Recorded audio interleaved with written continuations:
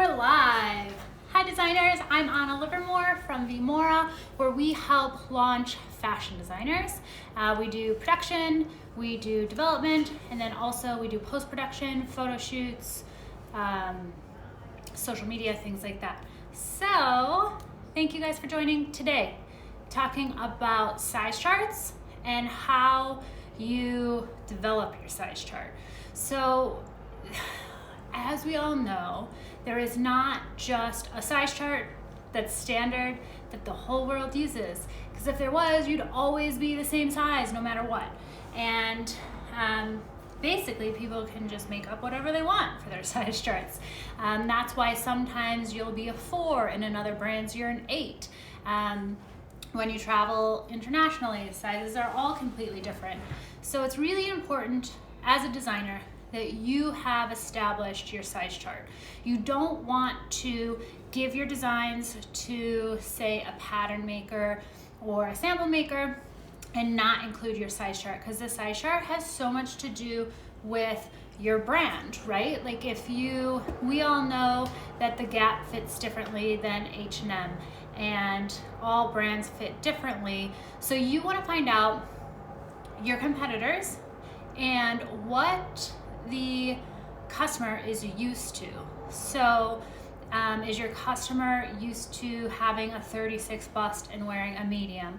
Or is your customer used to having a 36 bust and wearing a large? So it's just about spending time online, doing some research into your competition, and their size charts are on their website, right? So you can just go and look at, to purchase, and the size chart will be there. And if it's a size chart that you want to use for your brand, you can simply download it, take a screenshot, and that can be your size chart. But this is just something I wanted to talk about today, because designers don't always know that the size chart is actually their responsibility. And if you give your patterns to a pattern maker and you ask them for a size medium or a size 2T, they're gonna make it in the size that they think a size 2T should be or a size medium should be. And while that's great and wonderful, they're helping you out, you don't want to give that power over to someone else that doesn't have a bigger picture of your brand and who your customer is.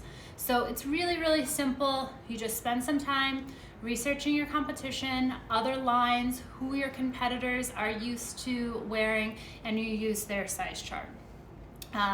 Now you might say, I really love the Banana Republic. I don't even know if they're around anymore.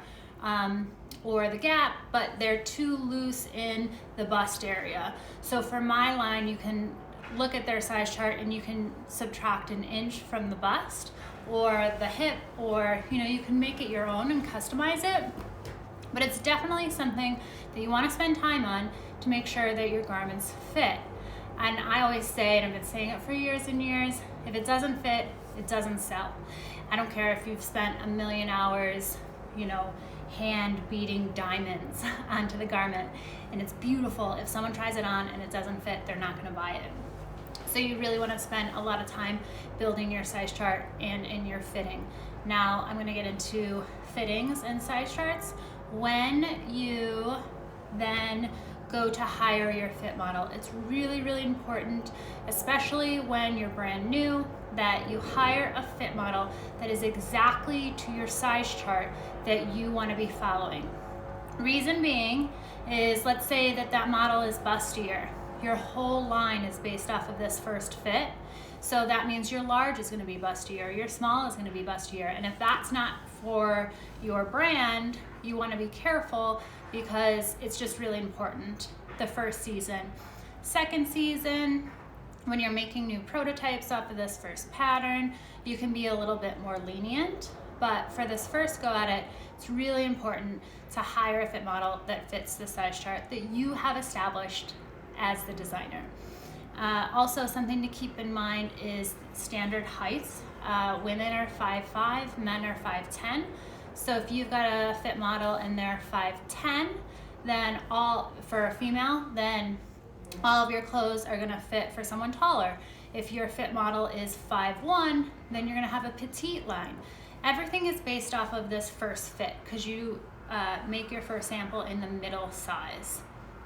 So I hope that that makes sense as to why a size chart is really, really important. And for those of you watching, I'm doing these every Wednesday at 2 o'clock. And I don't have a lot of people tuning in to the lives, but then I post them later so that you can watch them. If you're watching, if you're listening, if you're enjoying, just like give me a like, make a comment so that I know I'm just not talking to no one every Wednesday. I just plan to keep on doing this and find questions and things that I've been asked over and over to do a little video. But let me know you're watching. Like, I know some people try and get likes because they want the likes. Like, I genuinely want to know, like, are you guys watching? Is this helpful? Is there anything you guys want me to talk about? If you have your own question, you can let me know, and then I'll do a live event about it every Wednesday, 2 o'clock. So I'm going to continue to be here. I'm going to continue to do this. But let me know if there's information you guys want to cover. But yeah, I'm gonna keep it short and sweet and just get right to the information. Today, size charts, you wanna make sure that you're establishing them. You wanna do your prototype in the middle size range. So if you're going small to large, your prototype will be that size medium. You wanna make sure that you hire a fit model that is exactly to the size chart that you've established, and that is a height for a medium height for whoever your customer is. If you're making talls, if you're making petites, if you're making just for the average person, you want to have the proper height on that person as well. And as always, you can book a strategy session with me and we can talk one-on-one about some questions that you might have. Oh, Juliet, hi, from France. Hi, Juliet interned for us like a year and a half ago. I see you on Instagram.